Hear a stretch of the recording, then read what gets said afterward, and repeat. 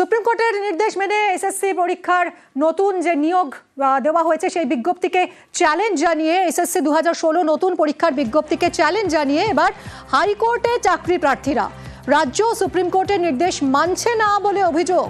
বিজ্ঞপ্তি বাতিলে মামলা দায়েরের অনুমতির আর্জি।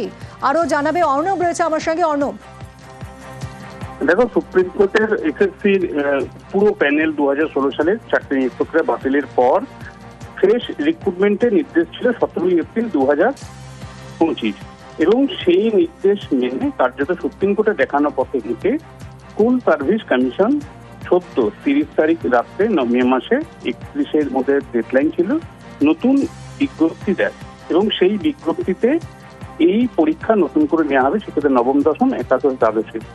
এক্ষেত্রে যারা বঞ্চিত চাকরি প্রার্থীদের তরফে এর আগেও মামলা করেছেন, মৌসুমী ঘোষ দাস, এছাড়াও লুবানা পারভিন সহ একাধিক পরীক্ষার্থী, তারা আজ কলকাতা হাইকোর্টে দ্বারস্থ হলেন এবং মামলা দায়েরের অনুমতি পেলেন এবং মামলা দায়ের করলেন।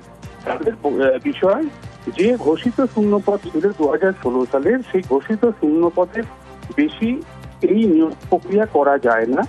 2 একাডেমিক মার্কস যেভাবে কমিয়ে দেওয়া হয়েছে এবং যেভাবে অভিজ্ঞতা 10 নম্বর টিচিং এক্সপিরিয়েন্সকে রাখা হয়েছে, এই পুরো বিষয়টাতেই 2016 সালের রুল পরিবর্তন করা হয়েছে। যা করা যায় না তা সংবিধানের 14 নম্বর আর্টিকেলের পরিপন্থী। অন্তত যারা পরীক্ষায় বসেছিলেন প্রায় 22 লক্ষ, তাদের সঙ্গে অসামঞ্জস্য হচ্ছে, তাই তারা বিজ্ঞপ্তি চ্যালেঞ্জ করছেন। এই বিজ্ঞপ্তির ওপর সাময়িকভাবে স্থগিতাদেশ চাইছেন এবং জরুরি মামলার অনুমতি চাইছেন। বিচারপতি পার্থসারথী চট্টোপাধ্যায় তাদের মামলা দায়েরের অনুমতি দিয়েছেন এবং মামলা দায়েরের প্রক্রিয়া সম্পূর্ণ হয়েছে। 5 তারিখ মে মাসে এই মামলা শুনানির জন্য আসতে চলেছে কলকাতা হাইকোর্টে। তবে এই ক্ষেত্রে 5 তারিখে এই মামলার পূর্ণাঙ্গ শুনানি হওয়ারও একটা সংশয় রয়েছে।